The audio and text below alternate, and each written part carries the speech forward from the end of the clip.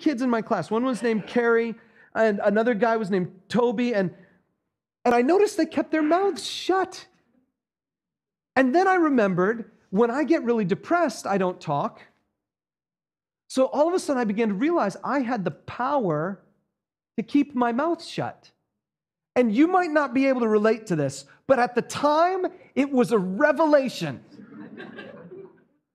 I remember sitting there, and it was like the light bulb had just turned on, and I realized what it meant, how it felt to keep my lips touching. And I did that for the rest of the day, and I didn't get in trouble at all. I didn't talk out of turn. It was phenomenal.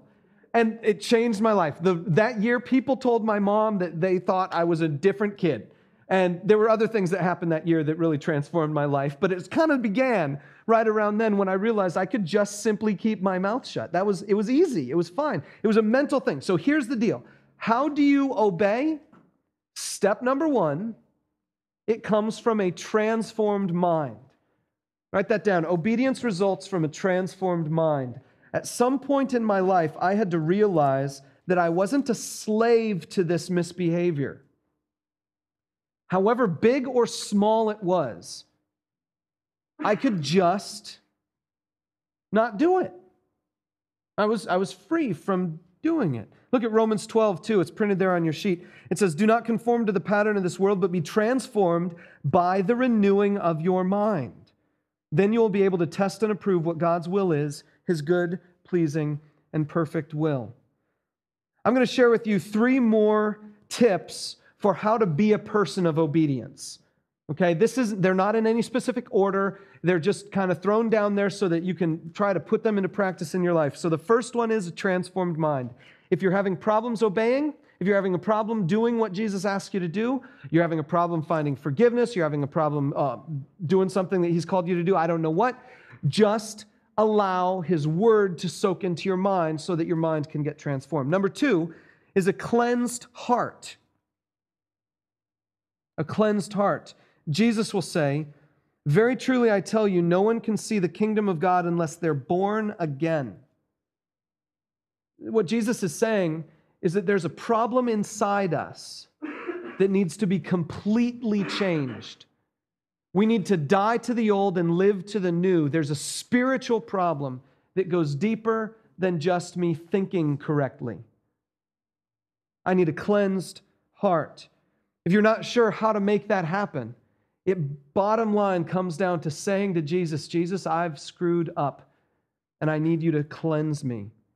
And then get together with someone else and confess that sin to that other person and say, "Would you pray with me about that so that my heart can be cleansed?" A cleansed heart happens once when you receive Jesus for the first time, and then it happens regularly every time you come to Him after that. The next one is a disciplined life. Hebrews 5:14 says this, "But solid food is for the mature, who by constant use have trained themselves to distinguish good from evil." I love that phrase, trained themselves to distinguish good from evil. How do you distinguish good from evil? How do you distinguish a good choice from a bad choice?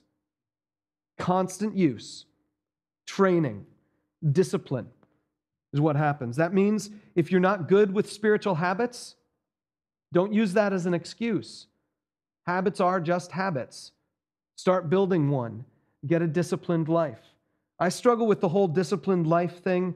I continue to do so, but I'm committed that that's how I'm going to grow.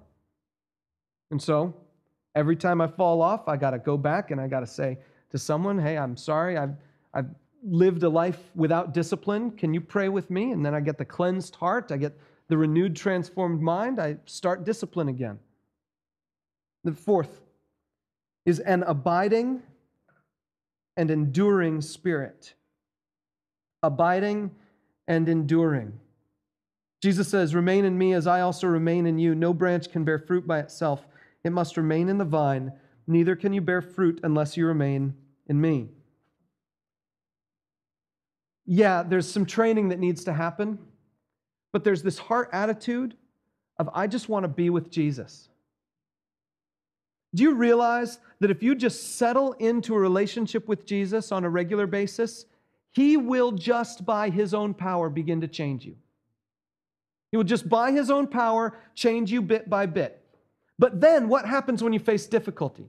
What happens when you face a hardship? What happens when something troubling enters your life? Well, the person who abides with Jesus is the person who endures the trial. Because your life isn't based on the circumstances around you. Your life is based on the connection with Him. And a process of abiding and enduring leads to spiritual growth. My sister was a pretty rebellious kid. Not from the talking, but just she liked to yell at my parents sometimes. And when she got in the biggest fight with my mom that I think I've ever seen her, my mom was trying to coach her on how to be a cheerleader. Weird, I know. My mom would like to coach my sister on how to do things, and my sister would like to refuse and yet still accept the coaching. It was weird. Like my mom would say, no, you need to pop your arms out and make them nice and locked. How many of you have ever done cheerleading? Okay. Any guys? Come on, someone. Okay. So she would say, you got to pop your arm, you got to lock it. And I remember I was just watching this because I thought it was fascinating. So my mom, who'd never cheered in her life, still knew the right answers. And so she would say, you got to lock your arms, you got to make it sharp, you got to speak loudly, you got to, belt that thing out. And my sister would just completely, she would do it, and then she'd yell at my mom for telling her to do it. It was this weird relationship. But eventually she got to the place where she was just going to do it. And what happened? Within just a couple years, my sister became the best cheerleader on the squad, was the captain of the cheerleading troop, and then was coaching other people on how to do it, and then became a pretty phenomenal coach herself in other aspects, leading the girls' basketball team of that school to like a championship or something. And I'm remembering when she was talking to my mom and fighting and warring, and I realized that if you endure the trial, you become a better person. You develop more. Jesus let people kill him. And if my Savior let people kill him, then I think I can endure too. There was one time when I was in a church business meeting, and I was the pastor of this church up in Chicago, and there was this business meeting, and there was this one guy who just was really, really mad at me for something that I had asked his wife a question in a business meeting about whether or not she felt her compensation package showed her that we loved her as a church and that we honored her. And I thought that was an appropriate question to ask, but it really offended him. And I didn't know about that until months later when he stood up in a business meeting and just went on for about 10 minutes on how bad of a pastor and a person I was. And I remember being there in that room thinking to myself, what am I supposed to do at this point? But the decision that I made at that point was, Jesus didn't open his mouth. And so I sat there. I let him say everything he wanted to say. The moderator of the meeting didn't ask me to give my response, so I didn't volunteer one. I just sat there. The meeting ended, and then I went up to the guy and I said, can we talk in my office? And we talked in my office. And later on, there was another guy in that room who came up to me and he said, I have never seen anyone do that before. That was just a knee-jerk reaction to try to imitate what Jesus did. And yet it turned out to making me a better person in the long run, because now I can look back at that and I can say, that's a moment when I experienced what it's like to just let someone tirade against me and know that I'm going to be okay. What I want to do for you is I want to piggyback on this concept to help you understand what Commitment Sunday might mean for you. Because basically what we're talking about is that Jesus wants you to be a disciple, one who follows him. And there are two components to that. There's baptism and there's learning to obey, learning to be like Jesus. And so what we've done in our congregation is we've tried to identify what that means for us in practical terms. And so we're coming up to our Commitment Sunday. Commitment Sunday is going to be February 5th. It's Super Bowl Sunday. It's easy to remember. It's going to be awesome. I don't know what teams are going to be in the game, but I don't care, because right here, this is going to be where the whole thing is going to happen.